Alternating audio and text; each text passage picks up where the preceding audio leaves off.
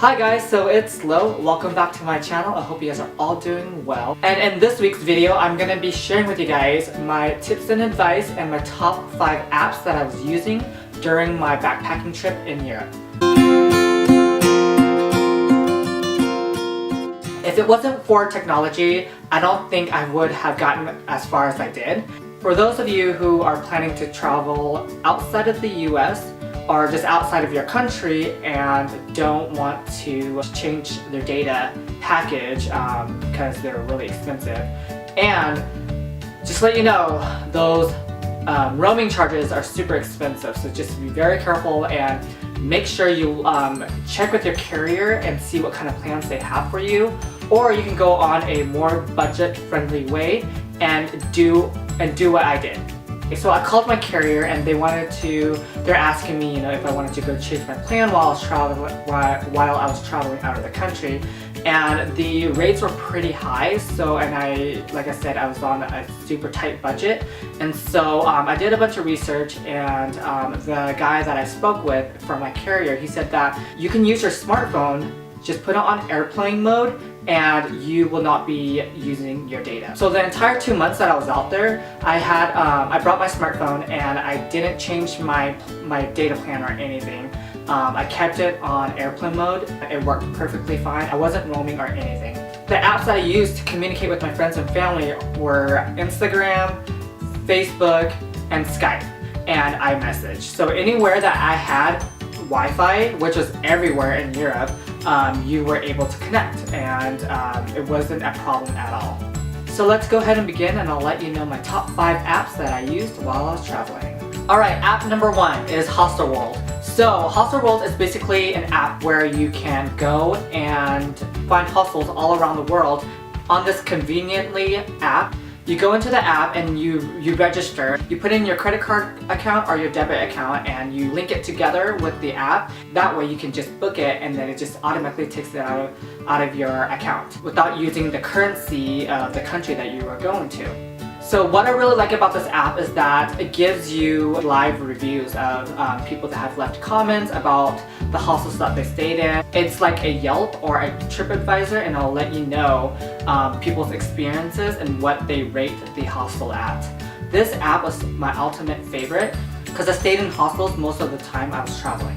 So I find it very important to really do your research when you are wanting to stay in hostels. Location is probably the most important thing when you go and stay in hostels because when you go and explore cities, you want the hostel to be in the center of everything where it's easy to walk around and take public transportation. And app number 2, City Maps to Go. This app, I actually didn't find out about it until the end of my trip. Recommended by a fellow solo traveler. Basically, it's a GPS app that lets you navigate around the city that you are going to off of Wi-Fi and not using data. Especially in bigger cities, I found this app to be very useful when you were in a big city, and it was especially traveling at night. There were some street signs that weren't visible. This app really just navigates you and tells you where you are, and it really it pinpoints where you're trying to get to. Although I highly recommend trying not to use this app because it's pretty cool to have face-to-face interaction with people and asking them for directions, and you'll be pleasantly surprised on how many people are out there that are so friendly and are willing to help you get your directions. Alright, app number 3 is EURAIL. I use this app a lot. From the point that I started traveling when I landed in Europe, I started using it.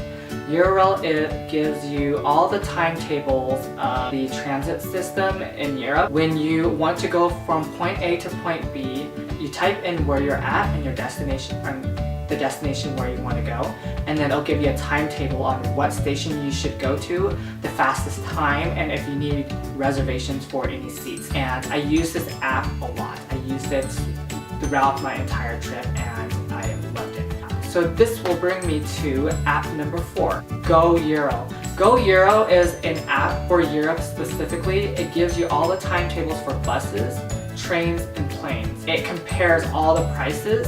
This app I didn't use so much, but it did really help me compare all of the different options I had. The only time I actually booked something on this app was when I flew with Ryanair when I was traveling from Berlin back to London because it was such a long trip.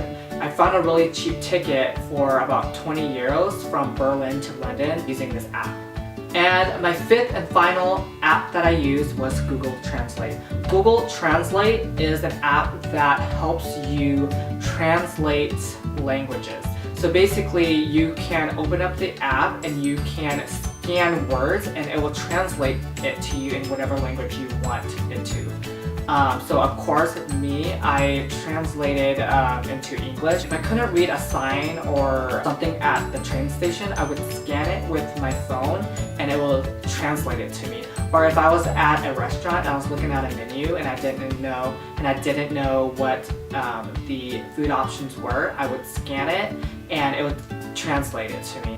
When I was at train stations and I wanted to purchase a ticket but didn't know how to communicate with someone, I would type it in on my phone and then it would translate it to me. I would show the employee what I typed out and they would be able to read it and translate it on what I was trying to say. So this app worked very well and I enjoyed it and it's such a lifesaver. So yeah, those are the top 5 apps that I used while I was backpacking in Europe. So just to let you guys know, EURAIL and GOEURO are the only apps that you're able to use in Europe, and the rest of the other apps you can use out of any country that you're traveling to. So I hope this video helped with all of you who are planning to travel abroad. And if you guys have any further questions, make sure you guys leave them in the comments below and I will answer them either in my video or in the comments. And also, don't forget to subscribe because I'll be making more videos on my tips and advice for you guys, and I can't wait to share those with you guys. So with all the apps that I mentioned in this video, I will go ahead and put them in the description box down below, and that way you guys can easily access them if you guys want. And yeah, thank you guys so much for watching, and I will see you guys sooner than later. Bye!